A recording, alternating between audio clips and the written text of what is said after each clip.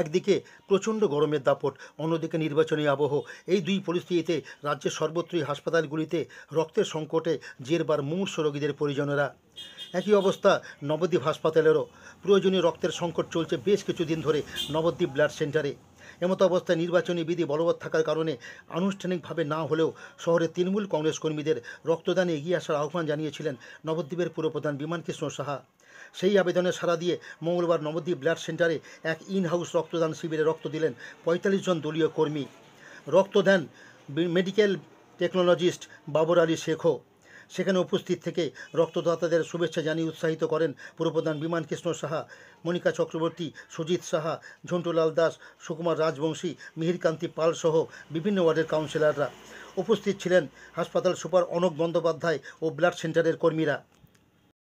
Chairman সাহেব বললো আমাকে যে রক্ত করতে হবে, কিছু লোক লাগবে, ডোনার লাগবে। তারপর আমি আমাদের স্টাফগুলোকে নিয়ে আজ রক্ত দিয়ে এসেছি। কতজনকে নিয়ে এসেছেন আপনি? আমাদের 30 জন। সবাই রক্ত দেবে? হ্যাঁ, সবাই রক্ত দেবে। কোন সংগঠন আপনাদের? নদীয়া জেলা বাস পরিবহন কর্মী ইউনিয়ন নবদ্বীপ শাখা। আপনার নাম? আমার নাম বিশ্বজিৎ সরকার, আমি সম্পাদক।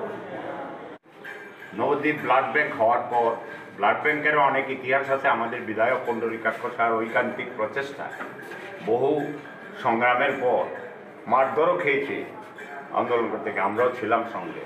তাহলে তার বিনিময়ে ব্লাড ব্যাংকটা নবদ্বীপ স্টেট জেনারেল হাসপাতালে এসেছে।